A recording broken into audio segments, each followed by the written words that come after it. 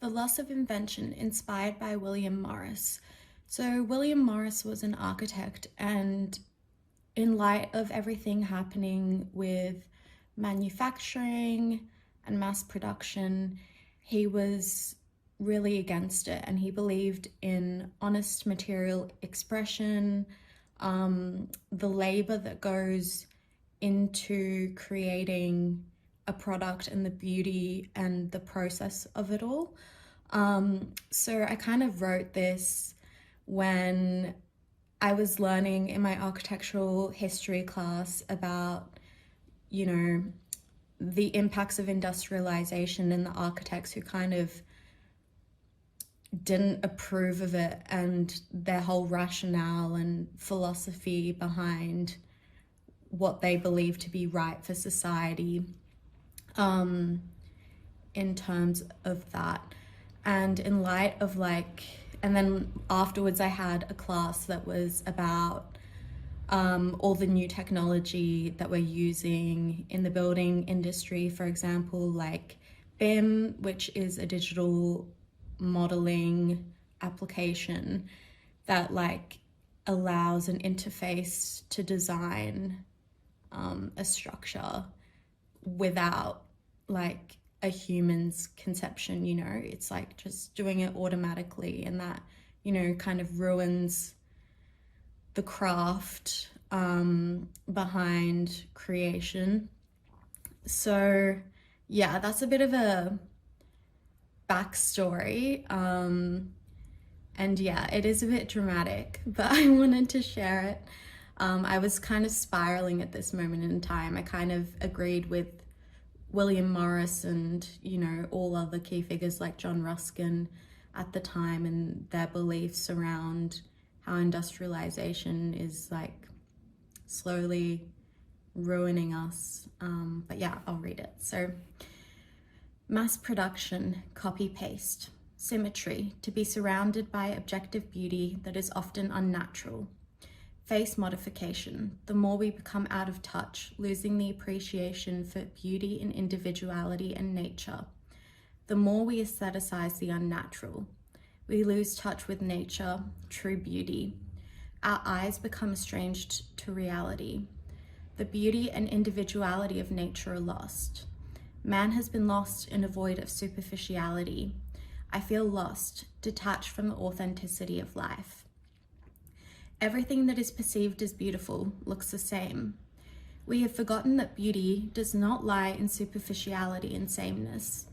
Eventually, we will become one morphed entity, consuming the same things, dressing the same way, with our faces and bodies modified to look the same.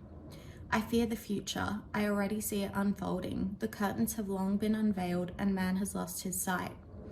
Fragmented from reality, I feel myself distancing into space, being absorbed into the ether, one that does not conform to the norm. In disbelief, I feel myself exiting my body.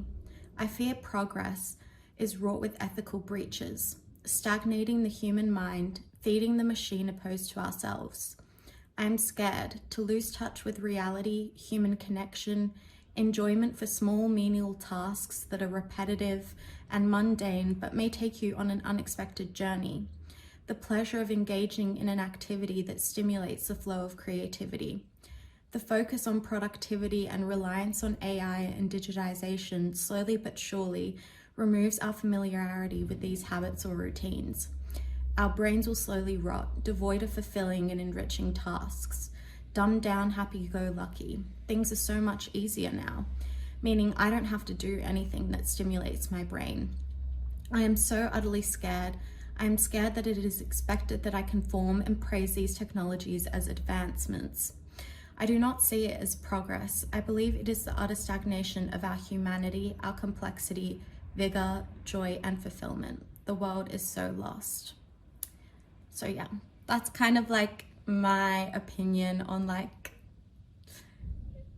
everything in the world at the moment. And it's slightly dramatic, but it's just when you look at things more in detail and how things are so contrasting, and yeah, just the rapid amount of change that's occurred, and we don't often really consider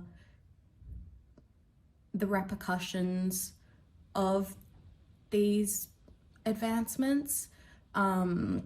We just kind of see them at face value as like, oh, like, well, it's going to make me more productive, and productivity is so valued, but like, why is productivity so valued? And like, why, like, you know, you need to be asking those kind of like why questions, and like, are we really living more fulfilling and enriching lives, or are we essentially just like becoming more like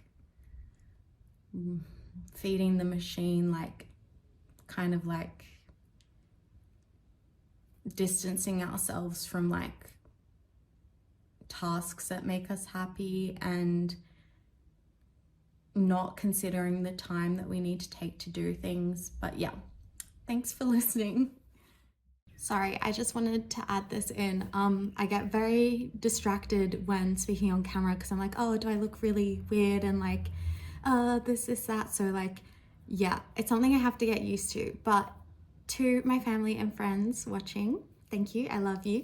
But if you have any questions, or if you want to talk to me about this, because I haven't read that piece to any of you before, yeah, we can talk about it. And if anyone else happens to watch, which I do not believe, but just comment in the comment section, and then I can like write something like more succinct there, because I'm not like multitasking, like my brain is purely on the task ahead.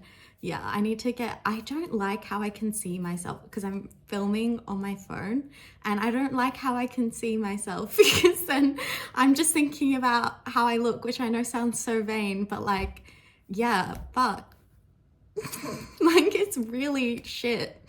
Like, I just want to like speak my mind, but instead I'm like looking at myself speaking, and I don't ever do that. So it's like really weird. I'm like, oh, that's what I look like when I talk. How interesting, you know? So it's like, and then that's what I'm thinking about instead of actually what I want to say. So just ignore the contributions at the beginning and the end, because they were like very like, I was just like so like distracted by myself.